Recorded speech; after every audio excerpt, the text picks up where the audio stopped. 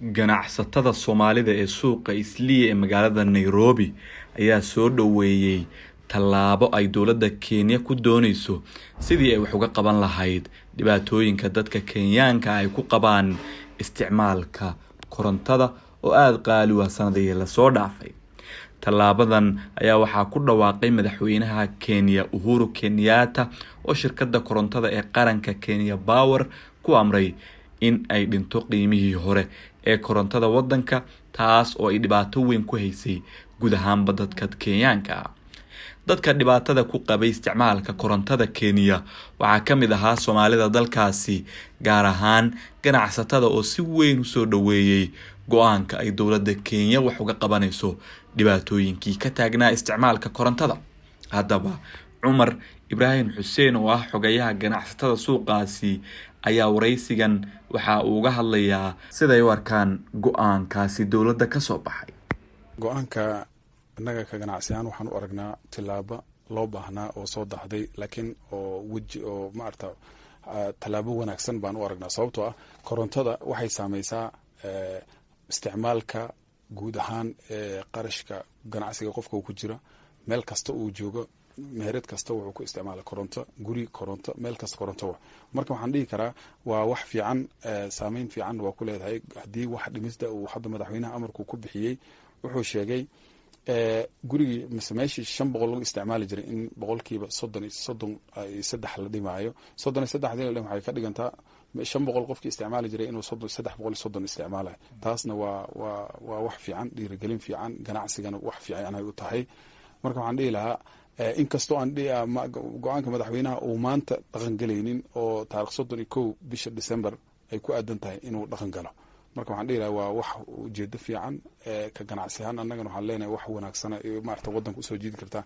Waxaad ogtahay in korontada dadka ay ka cabaadayeen isticmaalka korontada, dadka maarta wax soo saara factory-da yar leh, dadka guryaha meel kastaba cabaad badan oo dadka ay leeyihiin korontadii waa loo dhawaan lahaa. Qof kastaba isticmaalkeedu cirka sii aaday, taasoo ay keeni karto wadamada deriska iyo maarta ay la tartami karin warshadaha yaryarka ka jira halkan, ay kula tartami karin warshadaha deriska wadamada deriska maarta sida Ethiopia inay la tartamaan la rabo. Marka madaxweynaha marka guddi u xil saaray 19 March ayuu guddi u sameeyay. Guddiga maanta wuxuu u keenay inuu maarta recommendation iyo sidii wax loo sameyn lahaa. Waayo marka maxaa xilligan ku soo aadiyay madaxweynaha inuu go'aankan ku dhawaaqo? Kulli waxaan isdhihi karaa xilliga ku aadinta waqtiga loogu talagalay inay maarta jawaab keeneen oo loo qabtay.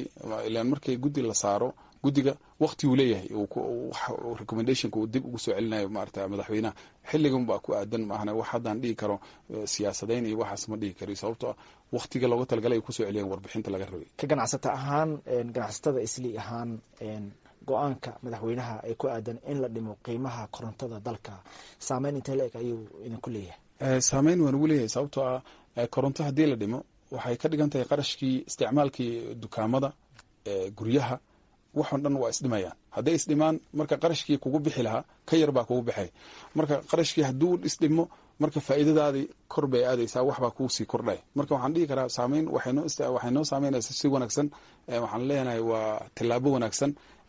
Qarashkii baa noo yaraanay, qarashkii baa isdhimay, faa'iidadii baa wax ku sii kordhisimay. Sababtoo haddii qarashku ka yaraado faa'iidada ayaa badanaysa. Marka waxaan dhihi karaa waxay noo saameynaysaa si wanaagsan oo tilaabo fiican waay. waana soo dhaweynaynaa go'aankaas madaxweynaha. Waxaan isleeyahay wax badan baa laga dareemi doonaa suuqa haddii oo isticmaalka xagga isticmaalka. Markii hore ma culays baa ka jiray? Culays badan baa ka jiray, sababtoo korontada waxaad ogtahay wadanka dhan isticmaalka korontada inuu maarta cirkaas sii maray, maalin walba uu sii kordhay. Taarifka iyo hadda taarif tusaale ahaan wuxuu yiri taarifka kilowatts 24 shilin baa bar hour ayuu ahaa, haddana waxaa laga dhigay 16 shilin bar hour kilowatts. Marka waxaan leeyahay wax badan aa isbedelay. warshadaha yaryarka waxay soo saarayaan qiimahoodii waa isdhimaya. Dadkii qarashkii iyo wixii oo dad dukaamo badan korontada darteeda iyo wax badan dukaamo qarashkii ku badnaa waxba iska dhimay. Alaabo badan oo korontadaas lagu soo saaray oo warshadaha dhan waxba iska dhimay. Marka alaabahaas haddana socodkoodii iyo ganacsi ahaan waa sii badanayan in dadka ay iibsadaan. marka wax badanaa isdhimaay. waxaan isleeyahay tilaabadaas tilaabo wanaagsan oo waqti oo la rabay in waqti hore la qaado, laakiin ay fiican tahay, ayna saameynaysa in maaragtay si wanaagsan ganacsiga annaga oo wax faa'iido u leh ayaan leenahay annaga.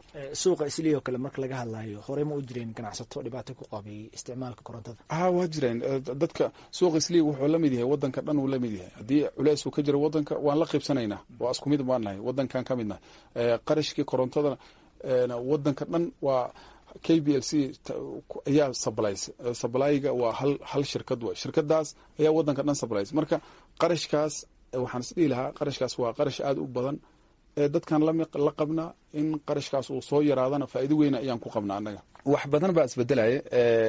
waxaan dhihi karaa recommendationka madaxweynaha soo qoray recommendation badan ayay guddigan soo jeediyeen. xataa waxa ay soo jeediyeen heshiisyada ay la galayaan dadka korontada ay ka iibsanaysa KPLC in la dhimo, wixii oo ay ku salaysan tahay qiimo jabis, in hadda kadibna ay maarata qiimaha hoos u aado.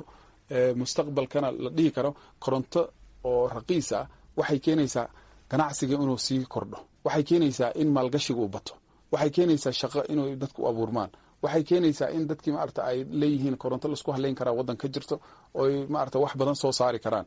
qiimihii dhan wixii dhan hadday isdhimaan, waxaan ganacsiga lagu sheegayay wax walba waa wax isku xirxiran. korontada ayaa ka mid ah, qayb weynna ka ah. haddii korontada raqiis noqoto wixii soo saaradii raqiis bay noqoni, shaqo abuur bay dad u noqoni. ilaan meesha haddii qarashkaaga uu bato dad ma shaqaalayn kartid, laakiin haddii qarashkaaga hoos usii dhaco, shaqaalayntiina dadkii shirkadihii dad bay shaqaalayn karaan, dad badan bay qaadan karaan. waxay abuuraysaa shaqo abuur.